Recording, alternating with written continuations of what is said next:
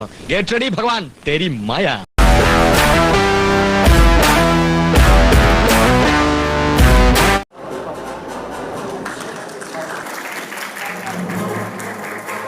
എത്രയും പെട്ടെന്ന് അവനെ മാറ്റിക്കൊള്ളാവുന്നൊരു നടനെ കൊണ്ടുവന്നില്ലെങ്കിൽ ഞാൻ എന്റെ പാട്ടിന് പോകും.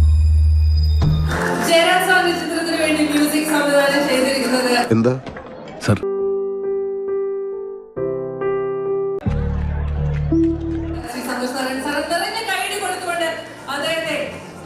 അല്ല അത് ഇത്ര കഷ്ടായി പോയിട്ടോ.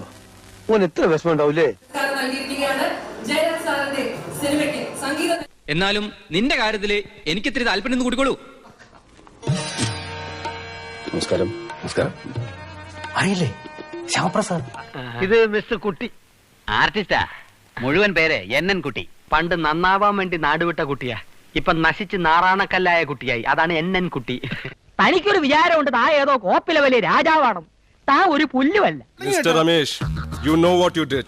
But for now, just answer the questions when asked. അങ്ങ് ആ സമയത്ത് ആ സിറ്റുവേഷനിൽ ആസിഫിനോട് കാണിച്ചത് മര്യാദകേടെന്ന് വാക്യം പറയില്ല, പക്ഷേ അങ്ങേയറ്റം ഒരു നിരാശാജനകമായ ആറ്റിറ്റ്യൂഡായി പോയി ശ്രീ രമേശ് നാരായണൻ. നിന്നെ ഞാൻ വിടില്ല ഗംഗാധര, ഞാൻ വിടില്ല. ആസിഫ് അലി എന്ന ഒരു മനുഷ്യൻ അവിടെ എക്സിസ്റ്റ് ചെയ്യുന്നുണ്ടെന്ന് അങ്ങ് അറിയുന്നത്, അങ്ങ് നടിക്കുന്നതേ ഇല്ല, അങ്ങ് അറിയുന്നതേ ഇല്ല. അങ്ങ് അഹങ്കാർ. അവിടെ ബേബി കുട്ടിനെ മൈൻഡ് ചെയ്യണ്ട. അങ്ങ് അതിനെ പൂർണ്ണമായി അങ്ങ് അവഗണിച്ച് കളഞ്ഞ് അങ്ങയുടെ സുഹൃത്തായ ജയരാജനെ വിളിക്കുകയാണ്. മോശമാണ് സാറേ ഇതൊക്കെ. ഓഹോ, അത് കാണുന്ന മനുഷ്യർക്ക് വലിയ വേദന ഉണ്ടാക്കുന്ന ദൃശ്യങ്ങളാണ് കേട്ടോ. അങ്ങയിൽ നിന്ന് ആരും പ്രതീക്ഷിക്കുന്ന ഒരു ദൃശ്യങ്ങളല്ല അത്.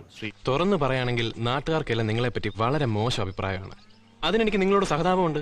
ശ്രീ രമേശ് നാരായണൻ, അങ്ങ് തെറ്റുപറ്റി എന്നങ്ങ് പറയുകയാണ് ചെയ്യേണ്ടത്. അതുകൊണ്ട് സാറ് നല്ല പച്ച മലയാളത്തിൽ ആ കുട്ടിയോട് ഒരു ചെറിയ മാപ്പങ്ങാട്ട് പറഞ്ഞേക്ക്.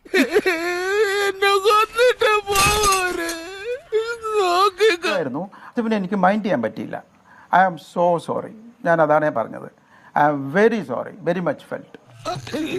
എന്നെ കൊലക്ക് കൊടുക്കരുത്. എന്നെ കൊണ്ടൊരു ഗുണം ഉണ്ടായില്ലെന്ന് കരുതരുത്. തൽക്കാലം ഇത്രയും മതി. വരട്ടെ.